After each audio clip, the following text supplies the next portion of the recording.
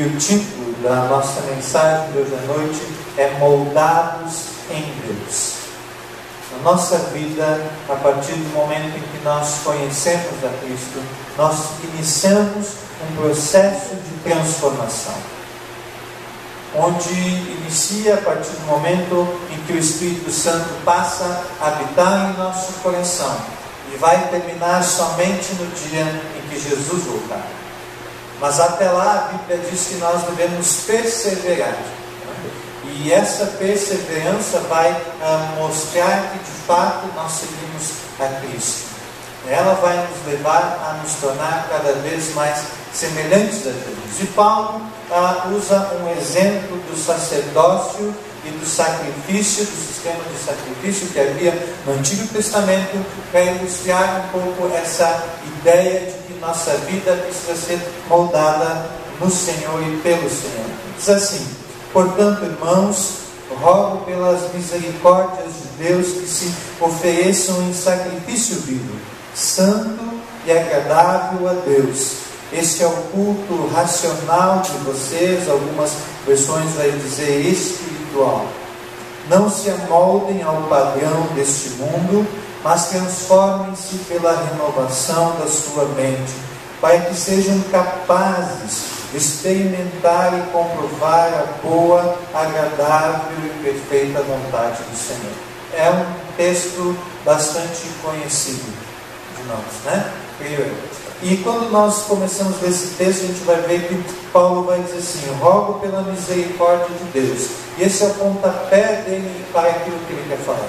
E quando ele olha para a sua vida, e quando nós olhamos para a nossa vida, e vemos tudo o que Deus tem feito por nós, vemos tudo o que Deus tem nos dado, as bênçãos que nós temos em nossa vida, nós só podemos concluir que tudo isso é pela misericórdia de Deus. Porque não merecemos nada disso. Merecemos o castigo. Mas Deus, por ser infinito em amor, em sua abundante graça, Ele nos dá muito mais daquilo que nós merecemos, muito mais daquilo que nós precisamos, e isso é a sua misericórdia. John Stott diz o seguinte: não há maior motivação de santidade do que contemplar a misericórdia do Senhor. Quando eu olho para a cruz de Jesus, quando nós olhamos para o próprio Senhor, vemos a sua misericórdia. Isso nos leva a uma busca pela santidade em nossa vida, porque nós queremos agradar a esse Senhor que tem nos dado tantas coisas em nossa vida. Então Paulo vai começar dizendo assim, né? Ofereçam em sacrifício vivo, santo e agradável, e este é o culto racional de vocês. Em algumas versões vai estar talvez um pouco diferente, né? Mas a ideia será essa: ofereçam a Deus os seus corpos em um culto racional. Quando Paulo fala isso, ele não está pedindo para ninguém ser queimado vivo. Não é essa a ideia, não é para a gente montar uma fogueira ali fora e começar a queimar alguns irmãos, né, em sacrifício vivo ao Senhor, né? Quem sabe às vezes a gente até tem vontade de queimar alguns, né? Mas acho que não seria em sacrifício, né? Então isso não pode acontecer. Não é essa a ideia que Paulo está falando aqui, né? Seria um absurdo nós pensarmos dessa forma. Mas ele está pensando na ideia de sacrifício que havia no Antigo Testamento. Quando o sacerdote, para perdão dos pecados, precisava apresentar um sacrifício para que Deus perdoasse o pecado do povo, principalmente do povo de Israel, ou de qualquer um que fosse naquele momento ali oferecer esse sacrifício. E ele tem isso em mente, que havia um sistema de sacrifício onde Deus se agradava daquilo ali, e que com aquele sacrifício Deus perdoava o pecado. Então Paulo, ele olha para Jesus e vê que esse sistema, ele é perfeito do Senhor. E Jesus é o sacrifício vivo que ele está falando aqui. Porque Jesus vem a esse mundo, morre numa cruz, se entrega como um sacrifício, como Cordeiro de Deus, tira o pecado do mundo. Mas não permanece morto. Ele ressuscita. Ele está vivo. E hoje, então, ele está ao lado de Deus, está junto ao Pai no céu. E quando Paulo está dizendo isso, ele fala que nós precisamos ser sacrifícios vivos para as pessoas que estão ao nosso redor. Nós devemos apresentar isso ao Senhor. Eu preciso me sacrificar, colocar a minha vida diante do Senhor. Entregar a minha vida a Deus como uma oferta por aquilo que Deus tem feito em mim, pelas misericórdias dele. Quando eu contemplo a sua misericórdia, eu sei que o mínimo que eu posso fazer é entregar a minha vida ao Senhor, dizendo: Deus, eu quero ser um sacrifício vivo ao Senhor. Eu estou me oferecendo para o Senhor me usar conforme a sua vontade, conforme o seu querer, aonde e quando o Senhor desejar. É entregar o nosso corpo diante de Deus. Essa é a ideia que ele está falando. Mas não um sacrifício vivo apenas aqui na igreja. Quando a gente vem para o culto, quando nós estamos aqui, é muito fácil nós sermos um sacrifício ao Senhor aqui no culto.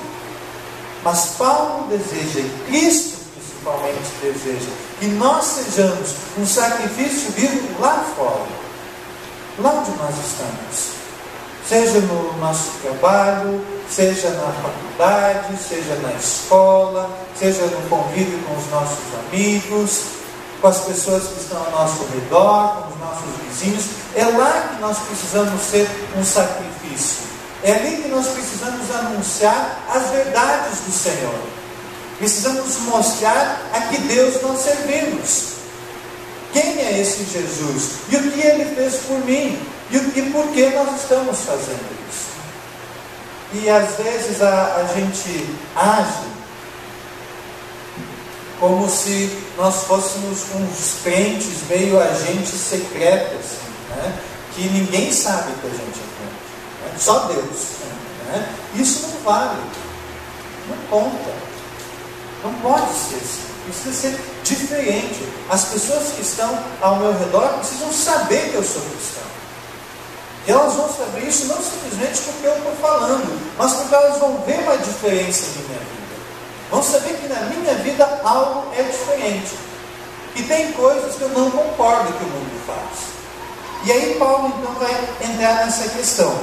Não se amoldem ao padrão deste mundo, mas transformem-se pela renovação da sua mente, para que sejam capazes de experimentar e comprovar a boa, agradável e perfeita renovação. O verbo que Paulo usa aqui nessa transformação, ele aparece só 2 vezes no Novo Testamento. Uma é aqui, e a outra vez, a primeira vez que ele aparece no Novo Testamento, é quando Jesus está com os discípulos no Monte da Transfiguração. Apenas essas 2 vezes. E esse verbo quer dizer que na sua vida há uma completa mudança, uma transformação total. Não que você fica um pouco diferente quando você tem Jesus em sua vida. Não. Há uma mudança total na sua vida. Em português, nós conhecemos isso como metamorfose, ou o processo onde a lagarta se transforma em borboleta. É a mesma coisa, né? Esse é o verbo que Paulo está usando, é a palavra que ele está dizendo. Que na nossa vida nós precisamos fazer isso. De uma borboleta, de uma lagartixa, né, de uma lagarta lá, precisamos nos transformar em uma borboleta. Ou seja, precisa haver uma transformação total em nossa vida. E isso ele está querendo destacar. E essa transformação não é algo que ocorre de fora para dentro, mas sim de dentro para fora. Por isso que, em primeiro lugar, eu preciso reconhecer as misericórdias do Senhor em minha vida. Eu preciso me entregar ao Senhor como um sacrifício vivo, para o Espírito Santo começar a trabalhar na minha vida, e então eu começar a ser transformado pelo Senhor de uma vez por todas. E essa transformação que Paulo está dizendo, precisa ser uma transformação total. E aí ele diz que por isso vocês não devem se moldar ao padrão deste mundo. E o que nós vemos muitas vezes, irmãos, é que parece que depois que nós conhecemos a Cristo e andamos com Ele durante um tempo, nós cometíamos muitos pecados antes de conhecer a Jesus. E parece que um tempo depois a gente começa a voltar. E a Bíblia mesmo, lá em Colossenses 1, Paulo vai dizer, Colossenses 3, desculpa, que a gente volta a fazer os mesmos pecados que nós tínhamos antes. Isso é uma coisa que me tem tomado minha cabeça durante um tempo, e esse texto que diz que não se amoldem ao padrão desse mundo. Porque algumas coisas nós vamos mudando no decorrer da nossa vida.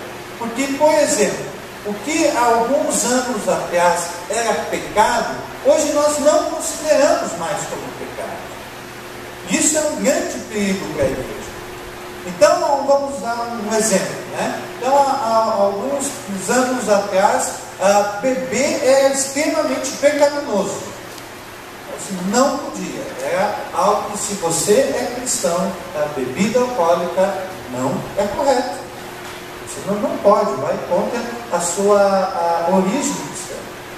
E hoje, no nosso dia, parece que não é mais tão pecado assim. É algo que foi acostumando, a gente foi aceitando e fomos deixando assim. E muitas outras coisas na nossa vida foi acontecendo a mesma coisa. E às vezes chega um ponto onde a gente começa a permitir algumas coisas. Essa semana, ontem estava conversando com um pastor, eu falei assim, é complicado, porque às vezes a gente olha e então a gente diz assim, não, vamos, isso, a igreja vai dizendo, isso a gente vai deixar por enquanto que aconteça. Né? Então fazer uma festa, né? Não, isso é permitido, tudo bem, não tem problema, né? Faz uma festa que você quiser, dança a música que você quiser, né? Faça, isso não tem nenhum problema, né? E aí cada vez a gente vai avançando um pouco mais. E até onde a gente vai parar? Qual é o limite disso, né? E aí Paulo chega e diz, olha, não se amoldem ao padrão desse mundo. Então a gente volta a fazer algumas coisas que a gente fazia antes. A gente volta a beber, e acho que não tem problema nenhum. Né? Então a gente volta a alguns, né? A gente tem casais que têm relações sexuais antes do casamento. Não tem problema nenhum, o mundo está assim mesmo. Né? A gente tem que se atualizar. Então começa a haver traições e não tem problema, é assim mesmo. Né? O mundo é assim. A gente tem que se atualizar. Mas a palavra de Deus não muda. A palavra de Deus permanece igual para sempre. Então, se nós cremos que a palavra de Deus não muda e que os princípios não mudam, eles devem permanecer assim durante todo o tempo. E aí Paulo vai dizer, não se amoldem ao padrão desse mundo. Nós temos visto que o diabo, cada vez mais, ele tem tentado colocar o mundo e as coisas no mundo dentro da igreja. E aí é um cuidado que, como crentes, nós precisamos ter, para não nos deixar se contaminar por isso.